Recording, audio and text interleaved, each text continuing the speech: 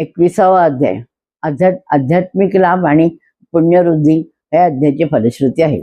दंडस्वामींना श्रीपाद प्रभू म्हणतात की तुम्ही ज्या दत्ताची आराधना करता त्या दत्ताचे स्वरूप म्हणून मी पृथ्वीवर अवतरलो आहे आणि मी सगळ्या भक्तांचं रक्षण करतो आणि माझ्या संकल्पनेशिवाय सृष्टीमध्ये काहीही निर्माण होऊ शकत नाही. मी जेव्हा सांगतो ते सर्व होतं. वसिष्ठ नंतर अरुंधतीचा विवाह वसिष्ठ ऋषींशी कसा झाला ह्याचं वर्णन म्हणजे सात जन्म 7 वेळा त्यांना तिचं शुद्धीकरण करून घेतलं आणि त्यांनी नंतर तिच्याशी विवाह केला. तर नृसिंहवर्मा हे संकटात सापडलेले असतात. त्यांचा जीव वाचवण्याकरता 2 नाग आणि मुंग्यांना मारून श्रीपाद वल्लभाने पाठवलेलं असतं.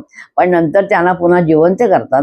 तर त्यावेळी ते म्हणतात की जेव्हा माणसाचा राहू खराब असतो तेव्हा अनेक संकटांना तोंड द्यावं लागतं आणि जेव्हा अनेक संकटं जेव्हा येतात या संकटांना सर्व लोक काळसर्पयोग असे म्हणतात.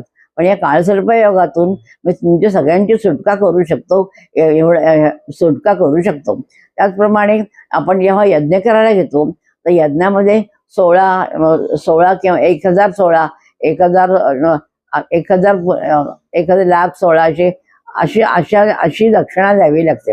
2, 4, 9 आणि 8 ही संख्या अतिशय महत्वाची आहे. आणि